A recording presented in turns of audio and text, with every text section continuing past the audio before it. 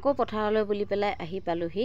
এয়া চাওক, আলিবিলাক ভাঙি ভাঙি গুচি গৈ পানী বেছি হ'লে যিবিলাক আলি দি ট্ৰেক্টৰ অহা যোৱা কৰে সেইবিলাক আলি ভাঙি যায় পানীৰ ভিৰতে।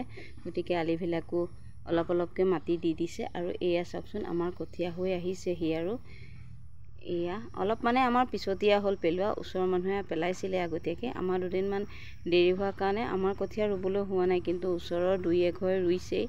আমাৰ আৰু হয়তো 10 দিনমান লাগিব চাগে কঠীয়া হওঁ মানে।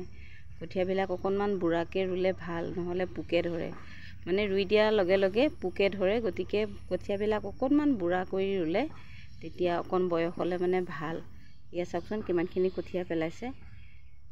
আৰু মানে কি, কঠীয়াবিলাক অকণমান সোনকালে পেলাব পৰা হয় চাগে ইমান দিন ৰুবলৈ পাৰিলোঁ হয়, কিন্তু আমাৰ দুদিনমান দেৰি হোৱাৰ কাৰণে এতিয়া ওচৰৰ মানুহে ৰুই শেষেই কৰিব, আমাৰহে দেৰি হ'বগৈ। আৰু উপায় নাই, কি কৰিম।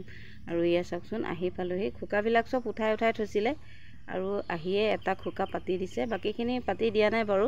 যিয়ে নহওক ওচৰৰ মানুহে ৰুব ওলাইছে, পানীখিনি যদি এৰি দিয়ে তেতিয়াহ'লে ৰুবলৈ দিগদাৰ হয়। পানী বেছি হৈ গ'লে হাল বাবলৈও দিগদাৰ হয়। আৰু এয়া চব আলিত উঠাই উঠাই পেলাই থৈ দিছে। আজি মাছ পিছে এটাও নাই।